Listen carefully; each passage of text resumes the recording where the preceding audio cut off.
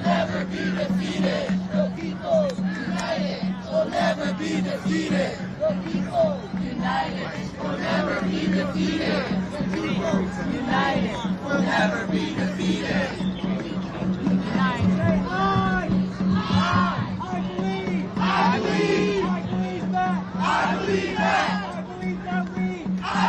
I believe that we will. I believe that we will. I believe that we will win. I believe that we will win. I believe that we will win. I believe that we will win. I believe that we will win. I believe that we will win. I believe that we will win. I believe that we will win. I believe that we will win. I believe that we will win. I believe. I believe that we will win. I believe that we will win. I believe that we will win. I believe that we will win. I believe that we will win. I believe that we will win. I believe that we will win. I believe that we will win. I believe that we will win. I believe that we will win. I believe that we will win. I believe that we will win. I believe that we will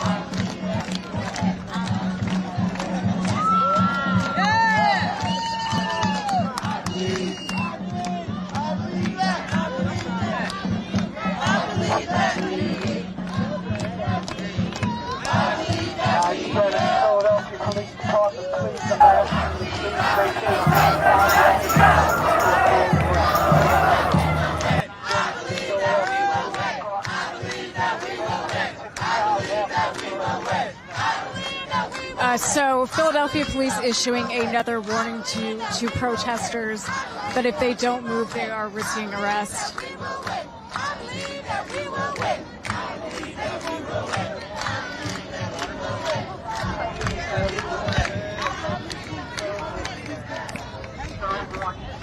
So third warning, he says.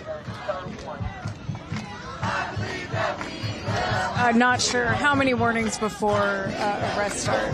I believe that we will win. I believe that we will win. I believe that we will win. I believe that we will win. So John's saying third warning would be the final warning. I believe that we will win.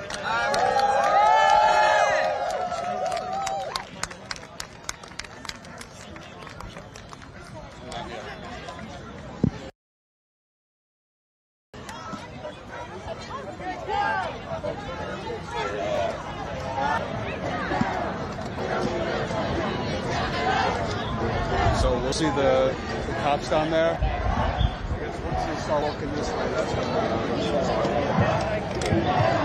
Okay, so as you can see on the live stream, there is a line of cops with bikes waiting for when the arrest starts. So once they start making their way over here, we expect to see some arrest of the protesters that are on Broad and Vine Street in front of the entrance to the highway, so Interstate 95 and Interstate 676.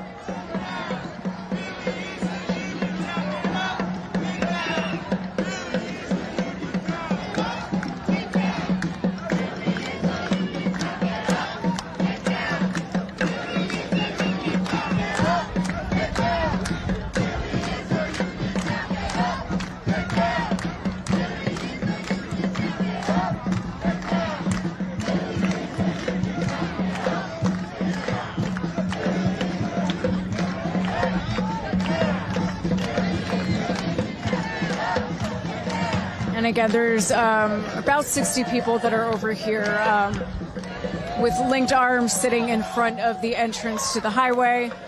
And it looks like arrests are starting now.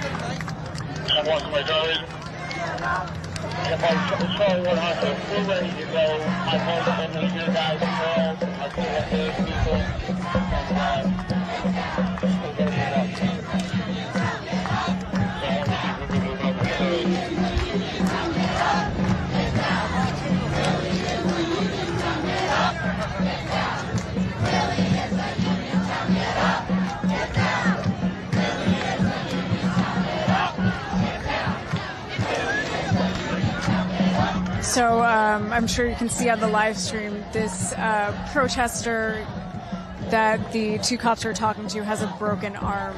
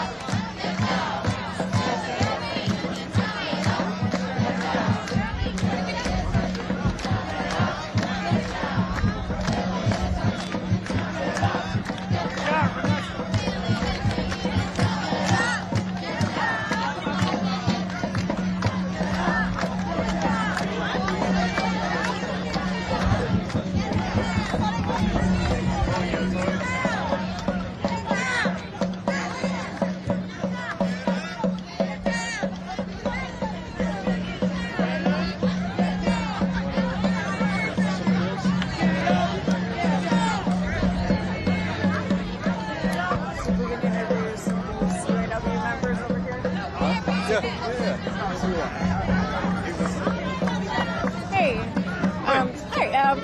Sorry, startling you. We're from Status Quo News, and we just wanted to see why you're out here risking arrest right now. We just wanted to see if we can talk to you about why you're out here risking arrest right now. Sure. Cool. So why are you out here? Why is it?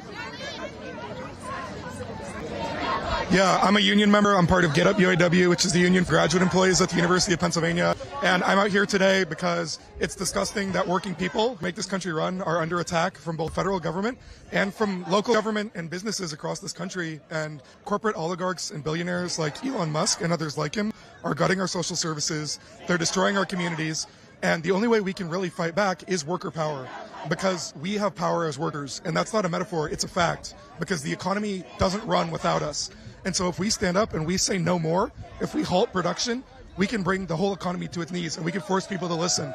And so that's why I'm here today, to express that worker power is the future, that we need to stand up and fight back, that it's time to prioritize people over profit.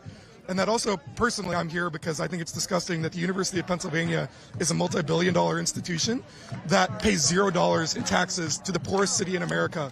Philadelphia public schools are falling apart, SEPTA service is being cut, and the University of Pennsylvania pays nothing to the community. It's disgusting. Absolutely, and I get. All right, it looks like police are going to start heading this way. Are there any final thoughts that you have that you want to share with viewers of Status Quo on this May Day? Up the workers, free the international proletariat, free Palestine. Thank you. Thank you. Thank you. Nice meeting you. All right, looks like police are headed this way to arrest the protesters who are linked arms in the street blocking the highway, so Interstate 5 and 676.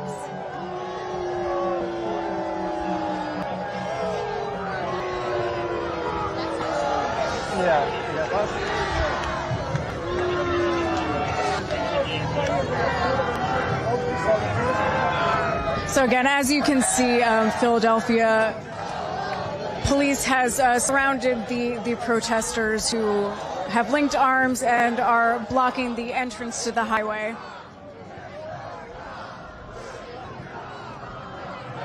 Perfect body. Excellent.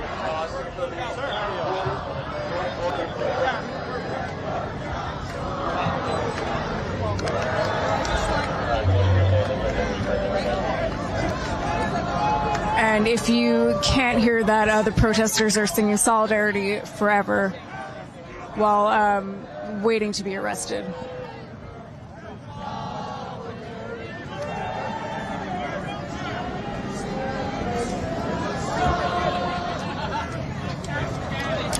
Ben, need you to back up, please.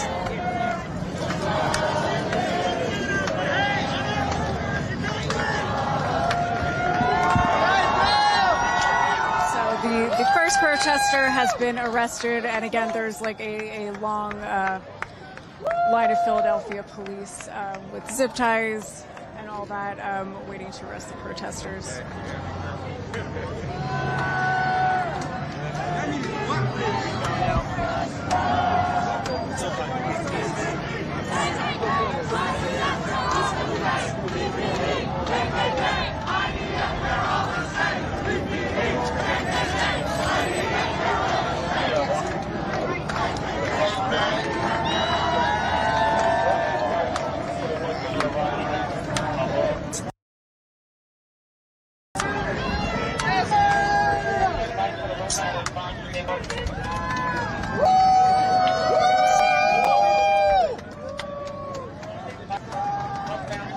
The third protester is being arrested right now, as you can see on the live stream.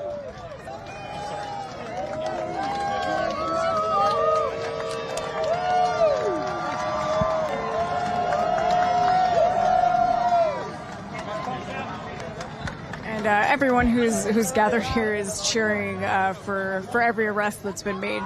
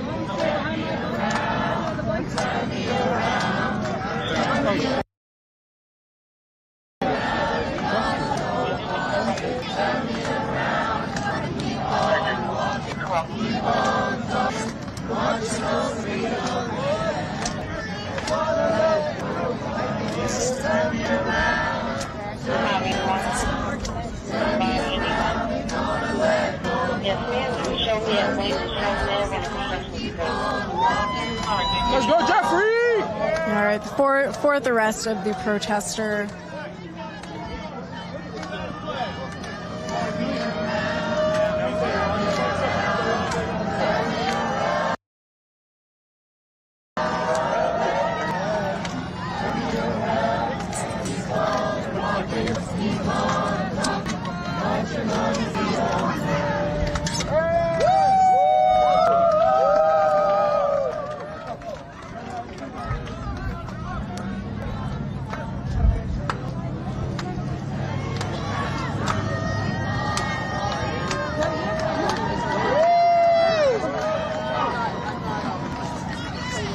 Hey, Sarge, give me 2 of your bikes, and when you talk to your buddy, can you give me 2 of his bikes and just help Crystal Melendez? She needs a little bit of a barrier farther up.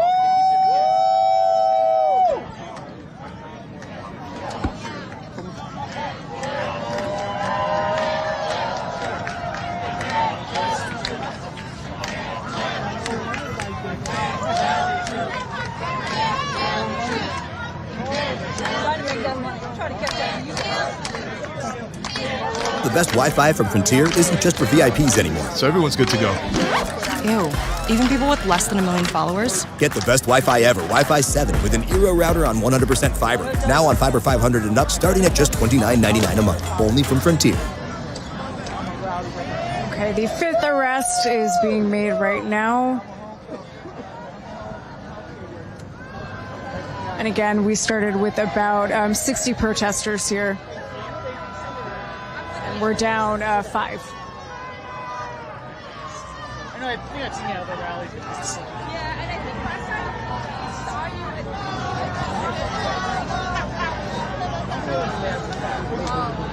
I live out in Harrison.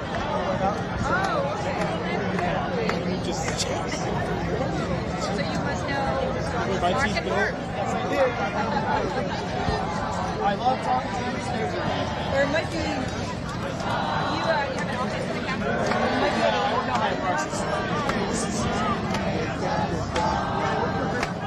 Progressive online media. I started when I got on the base in there.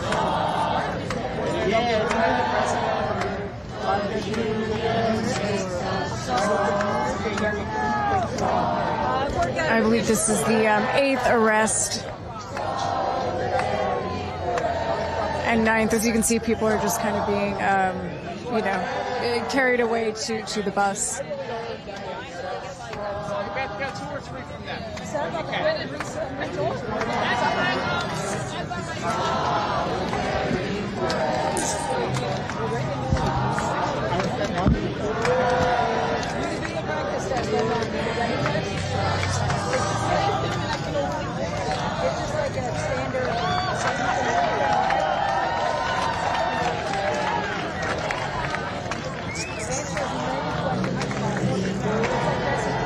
The more you answer, and the more you get and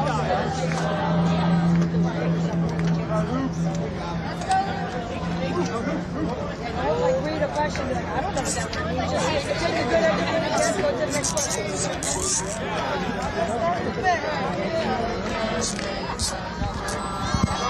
Let's go!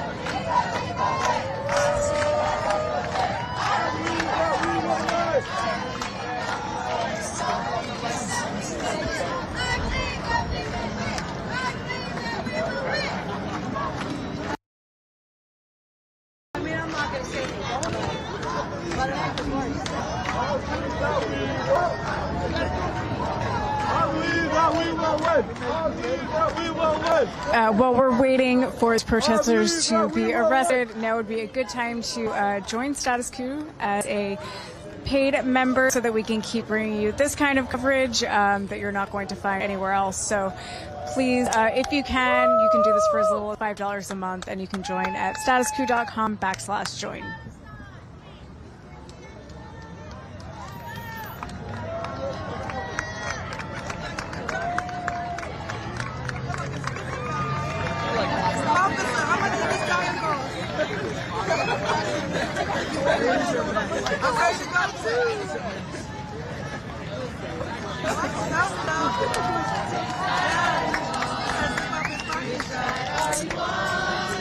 Which side are you on?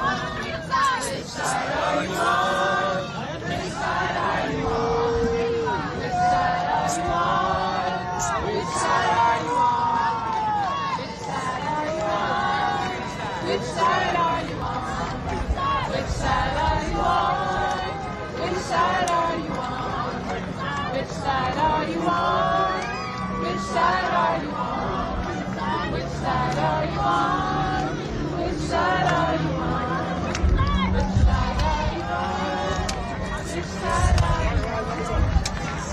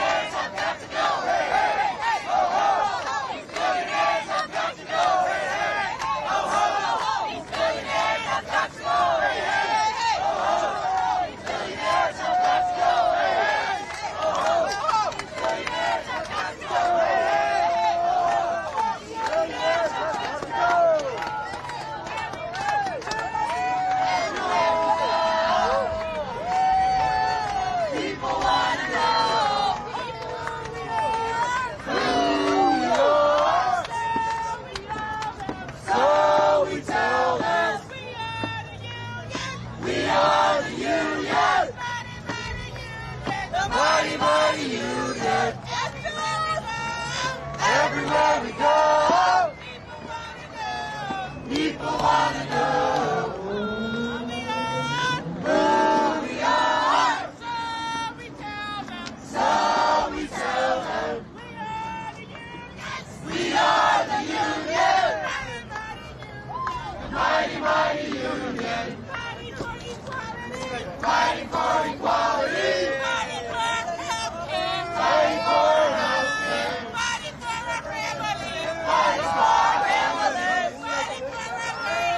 fighting for our wages, everywhere we go, people want to know who we are. So we tell them we are the union. We are the union. Mighty, mighty union. Mighty, mighty union. Everywhere we go, people want to know who we are. So we tell them. Yeah, we tell them. So we tell them. We are the union. We are the union. Mighty, mighty union. Mighty, mighty union. Mighty, mighty union. Everywhere we go. Everywhere we go. People want to know. People want to know who we are. So we tell them. We are the union. The mighty, mighty union. We are the union. Mighty, mighty union. Mighty, mighty union.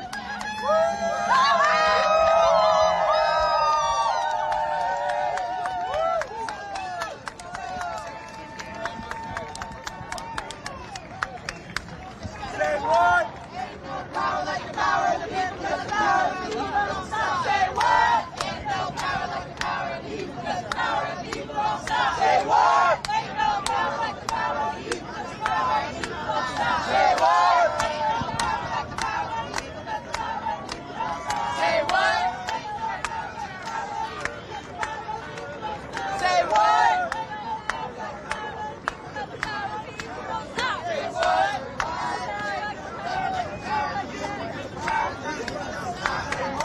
Ain't no power like the power of the youth, because the power of the youth don't stop. Say what? Rendition. Say what? Because the power of the youth don't stop. Say what? Power of the people don't stop. Ain't no power like the power of the people, because the power of the people don't stop. Ain't no power like the power of the people, because the power of the people don't stop. Ain't no power like the power of the people, because the power of the people don't stop.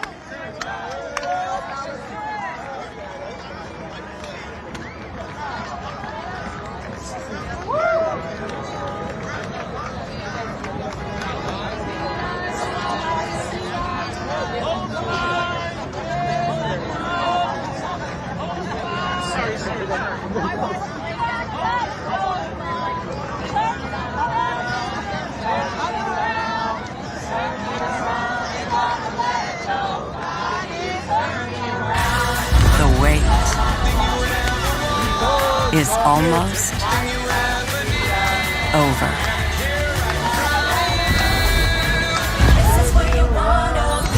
The all-new Gun Lake Casino Resort. Turn me around, gotta keep on walking, keep on talking.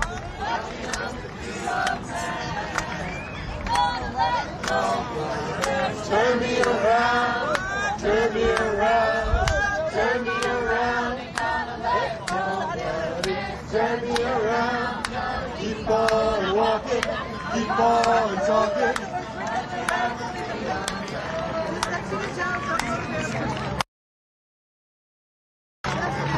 Turn me around.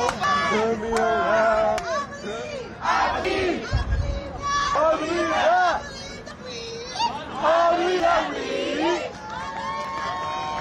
I believe that we will. I believe that we will win. I believe that we will win. I believe that we will win. I believe that we will win. I believe that we will win. I believe that we will win.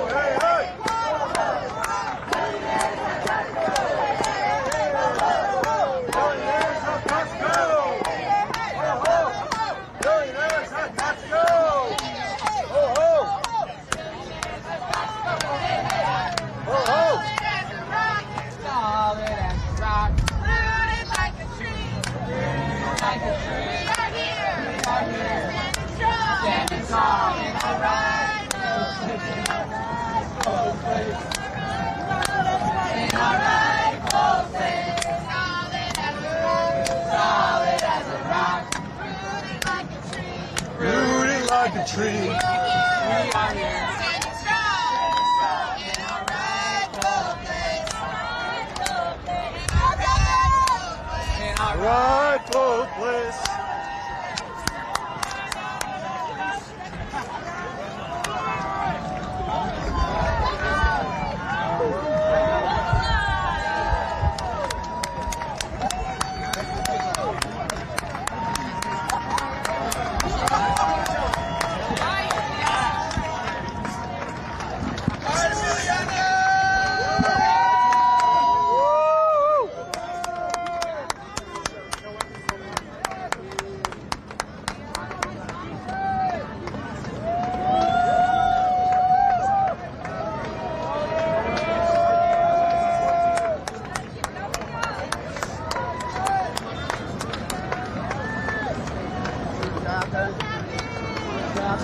So Tiffany, that we've spoken to a few times now today, is about to be arrested.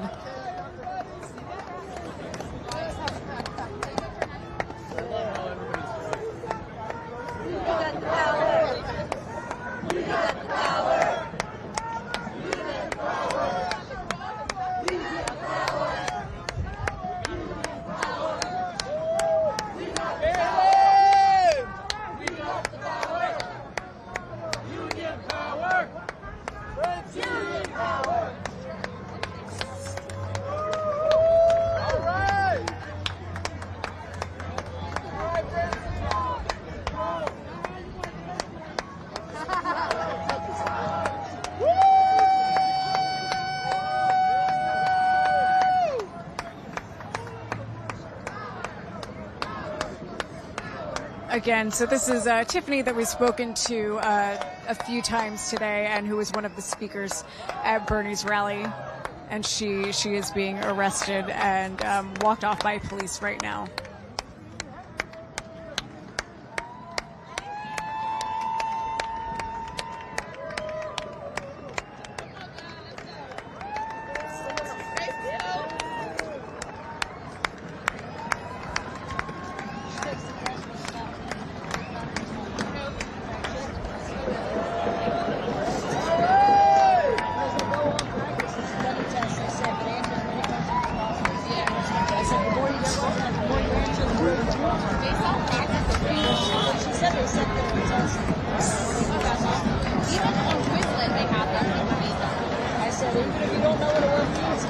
It's about maybe 7 or 8 more people. All right, we are down to the last, like, 7 or 8 arrests here.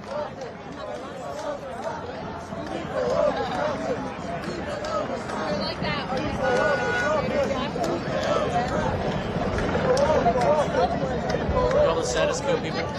Yeah. You guys are awesome. Oh, thank you very much. Thank you so much. Appreciate We that. appreciate it. Thank you.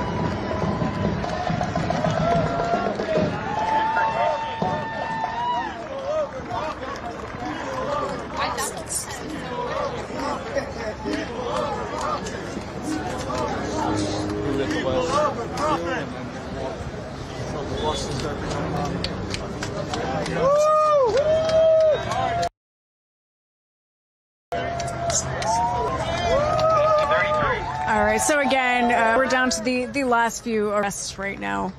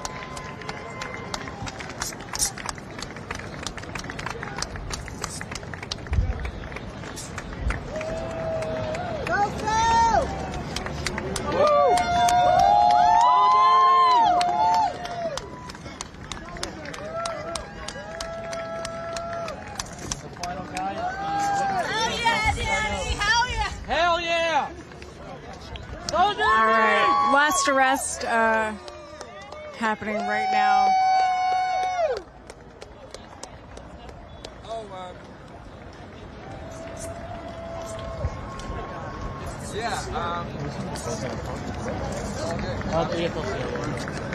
You got that? So this last person who's being arrested is the leader of the AFL-CIO in the Pennsylvania chapter. All right, so when they take them away, we're just going to follow them to the bus. Oh, yeah.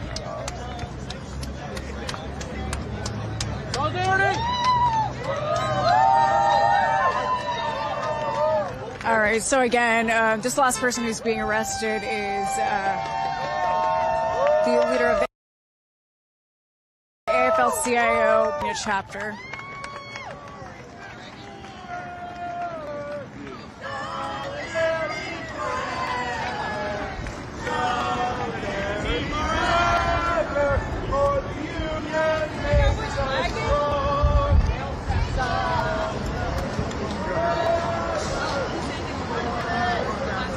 All right, so you can see all of the protesters were brought to these police buses, and that was the last of them.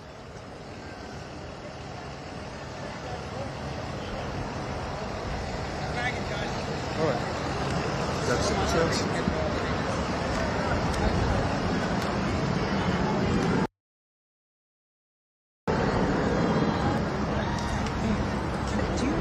Do you have a card?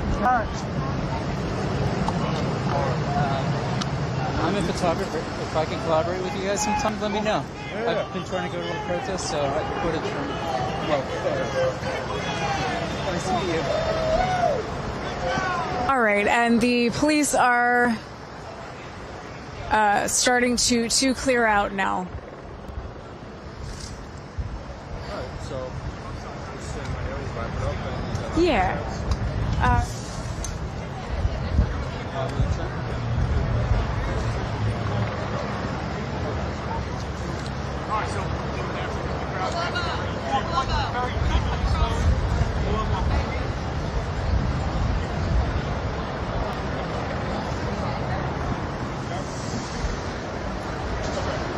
Take an action shot. thank you. Bye.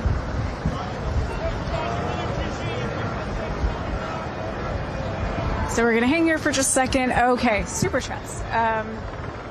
Awesome. Thank you, Colin, for sending over the super chats because I can't see them on my phone. Thank you to Denise Columbia. Thank you so much. Thank you so much, Denise. Thank you for the super chat. Beach Heen, thank you for covering this important march.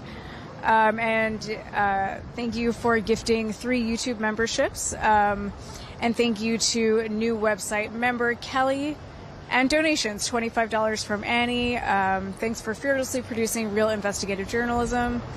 It is our pleasure, Annie, and thank you for the donation. And 25 from Karen. Thank you so much, Karen. And I think that might be it for super chats. So we're gonna close out now. Thank you to everyone who is still watching the live stream. Thank you to everyone who watched earlier. So again, John and I were on the ground covering Bernie's Fight the Oligarchy tour in Philadelphia. It's been a beautiful day. It's been a beautiful, very long day, which ended with about 60 arrests.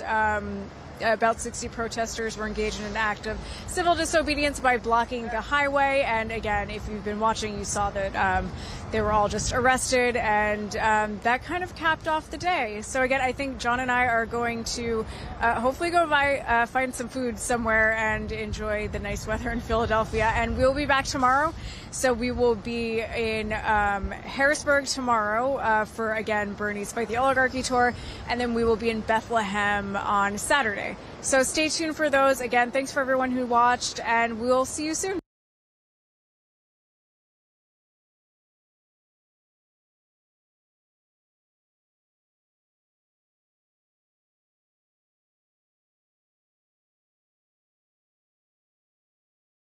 Working together for a better tomorrow, we will be able to paint that very picture, and it won't stop there. We can live in a world where multiple languages spoken is a standard to ascribe to. Where education is lauded and unions are celebrated. Where innovation comes not at our expense, but for our benefit. Because when we lose our fear, they lose their power.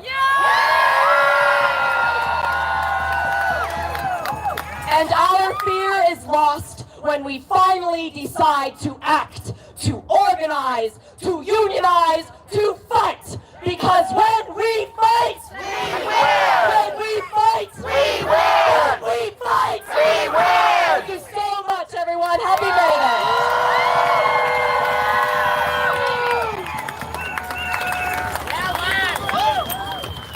It took me a while to figure out who was the last speaker for May Day. We needed to bring up someone fearless. Someone willing to take on every powerful billionaire, oligarch, and their lapdog politician.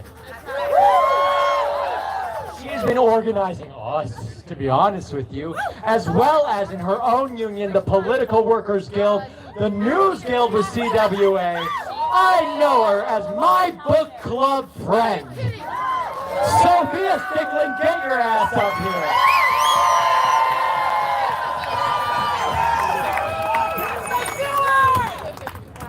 I brought another friend. Hello, hello. Yeah, we got a lot of people sticking around for a long time. I am so energized to be standing here in solidarity with all of you guys on this beautiful May Day. My name is Sophia Rose Raymond Sickling, and I work in that building with that gold dome as a legislative aide, but I'd like to be very clear, I'm not here as that. I am here as a proud member of the Political Workers Guild of Colorado. Denver Newspaper Guild, CWA 37074. And we are a proud three-majority union that fought for and won 150% wage increases, health insurance, and dignity. We're still working on that. For all workers under that gold dome, and fair working conditions and better pay for all our campaign workers out on that campaign trail. That's right! But I want to be very clear. Power does not come from the law. It does not come from a bargaining agreement. Sorry. It does not come from someone else or some other union or some lawmaker or anyone else. No one is coming to save you, as much as I wish they were. The only thing that is solidarity. That's right.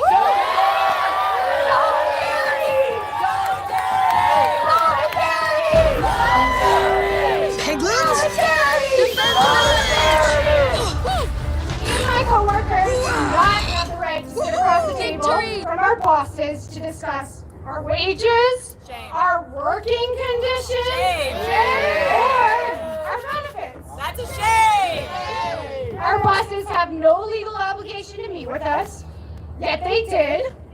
Our bosses have no legal obligation to give us health insurance, yet they did. Now why? Yeah, tell us why! In one of the most polarized legislatures in the country, in a legal environment downright hostile to organizing, we brought our bosses to the table by building our own power. Now, each one of you have the power to change the world in your own vision. That's right! But to access that power, you must decide to make the individual choice to choose solidarity.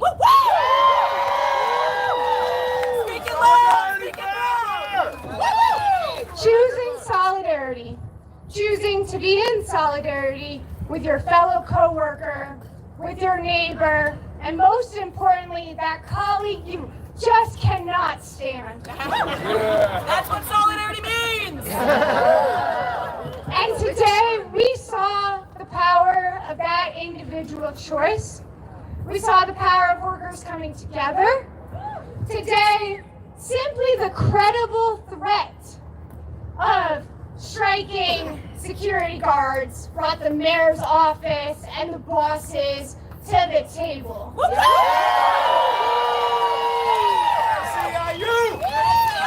SEIU 105. Now, we need to turn our individual outrage about the actions of this government into action. As individuals, we cannot do that much on our own. But as we've seen through these labor wins, through solidarity, we can turn our collective power into a tool to disrupt these systems of power that keep seeking to target anyone unwilling to get in line with the government's agenda. Right. When we come together, when we hold the line, when we wake up each day and decide to stand in solidarity with each other, we move mountains. That's Now, I'm sorry, Jade, because I ruined your plan, because I'm not going to be the last speaker today. I brought a special friend here to finish us out.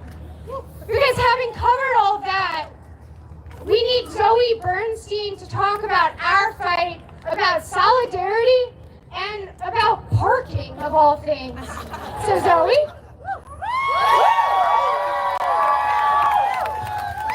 My name is Zoe Bernstein, and I am a very proud public defender and a member of the Defenders Union of Colorado.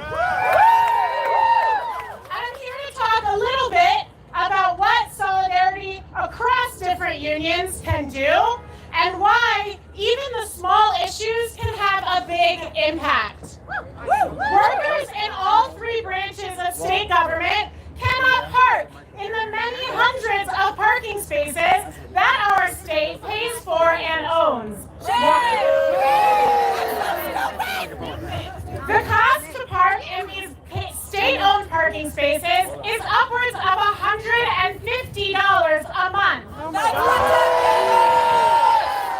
This is what they charge those of us who come to work every day to make this state function, just to come to work. In addition to that, the Department of Personnel Administration hoards parking spots for agency leadership, for our bosses, and there is a multi-year waiting list for those of us who just want to come to work and do our job. Through the power of union organizing, I was connected to Sophia and to the Political Workers Guild. And through our efforts, we got workers in all three branches of government to come together and start a campaign to pressure Tony Giardini, the head of the department, as well as our state legislators, to bring down the cost. We should not have to pay to come to work. Tony refused to meet with us.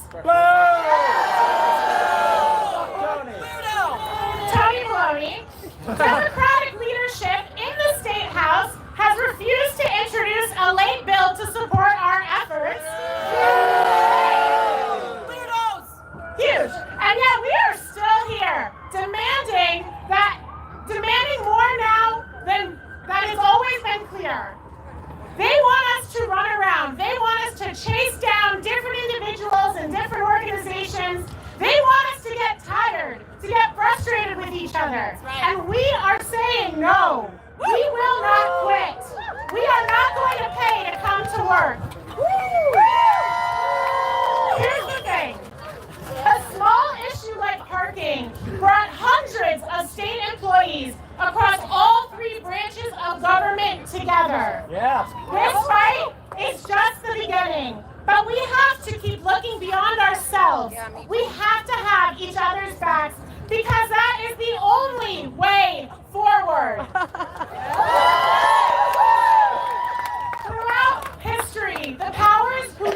keep us down, the bosses, the autocrats, the governments, they have feared our solidarity. And they fear us coming together because they know that we fight for the most marginalized among us. We do not leave anyone behind. They know that if we can come together over a silly little workplace issue like parking, there is no stopping us. That's right! They know that we will come together to have our colleagues' backs, to interrupt the designs of this fascist-ass government, to protect our neighbors and our colleagues when they come for them, and they will not come for us. This is about more than securing wins in the workplace. The labor movement always has been about more than that. By this solidarity, we are building up our people power to protect our friends, our colleagues, and that person that we hate talking to at work. Through our solidarity, we are working for a just and dignified future for all of us. Because when we fight, we win!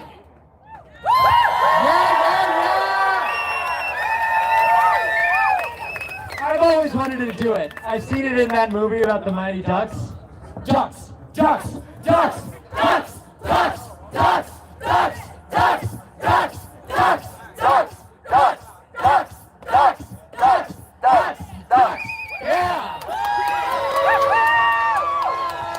It shouldn't belong to hockey. It should belong to the public defenders. Come on. Let's get home. Who's with me? Up with liberation, down, down with deportation. Up with liberation, down, down with deportation. Up with liberation, down, down with deportation. Up with liberation, down, down with deportation. Up with liberation, down, down with deportation. Up with liberation, down, down with deportation. Up with liberation, down, down with deportation. Up with liberation, down, down with deportation.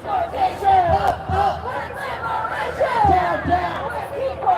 Up with liberation, down, down with deportation. Up with liberation, down, down with deportation. Up with liberation, down, down with deportation. Up with liberation, down, down with deportation. Up with liberation, down, down with deportation. Up with liberation, down, down with deportation. Up with liberation, down, down with deportation. Up with liberation, down, down with deportation.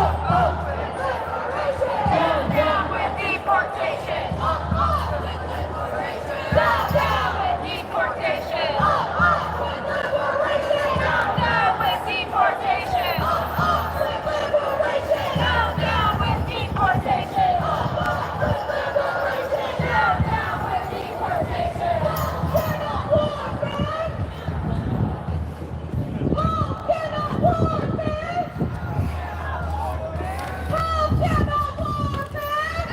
Cannot war, man! Cannot war, man! Cannot war, man! Cannot war, man! Cannot war, man! Cannot war, man! Cannot war, man! Money for jobs and education! Money for jobs and education! Not for ICE and deportation! Not for ICE and deportation! Money for jobs and education! Money for jobs and education! Not for ICE and deportation! Not for ICE and deportation! We're gonna talk, okay? Money for jobs and education! We're gonna talk. What are you ready? Send us Not for ICE and deportation! Those ladies, they called them the post over there, the flag, they called them the sign over there. Yeah? They're not for Janet, the other one over there. Yeah? And they called them the sign is not for Janet. Really? She's a hypocrite. So the one, they called them the sign, the white sign. Both of those are big mess. They're big mess. Those two ladies. They called them the sign. Oh, okay. She's throwing me a lot of shit because I'm with the president. Yeah. And Lucy, she doesn't really like Lucy. You know Lucy? I know Lucy. I love Lucy. Yeah, but those two ladies are piece of work. Okay. You gotta be careful with those. I will. Thank you. Seriously. Yeah, thank you.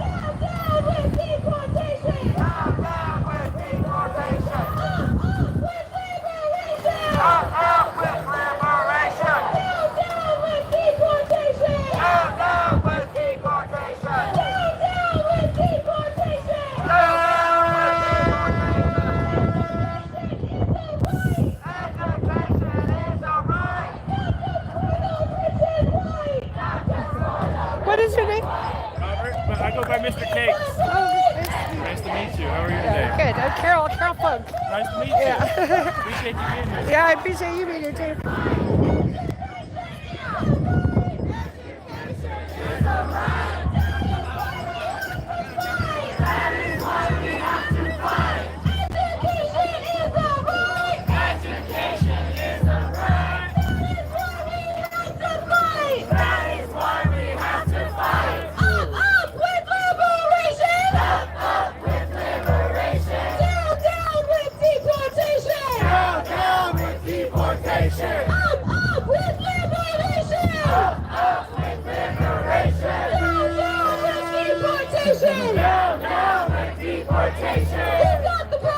We got the power. People power. We got the power. People power. We got the power. People power. We got the power. People power. We got the power. People power. We got the power. People power. We got the power. People power. People power. Free Palestine. Free Palestine.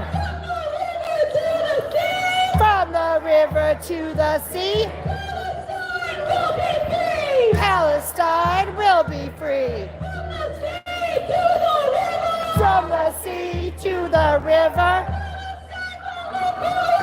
Palestine will live forever. Palestine will live forever. We want justice, you say how? End the siege on Gaza now.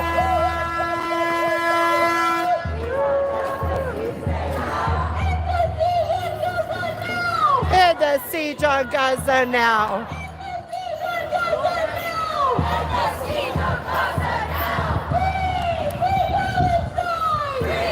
Free Palestine. Free Palestine. Free Palestine. Free Palestine.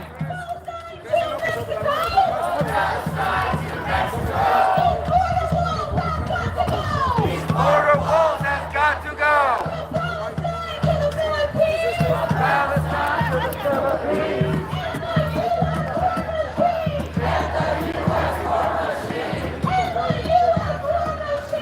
In the U.S. war machine. Healthcare, not warfare.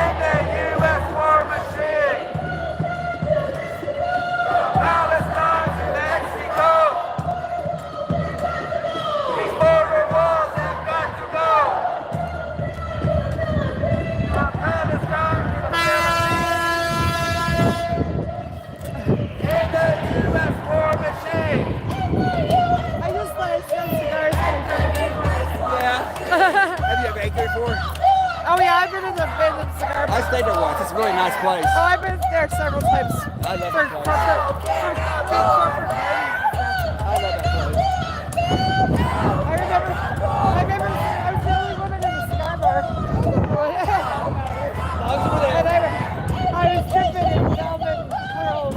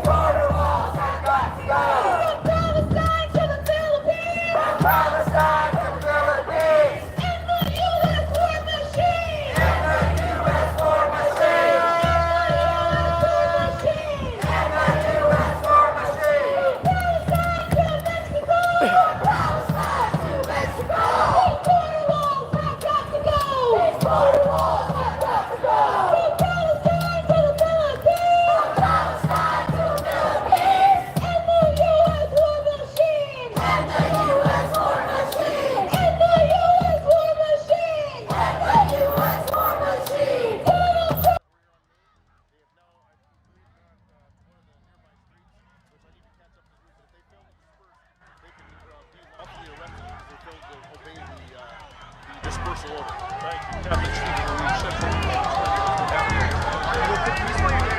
Yeah, it's Stephen Ruiz.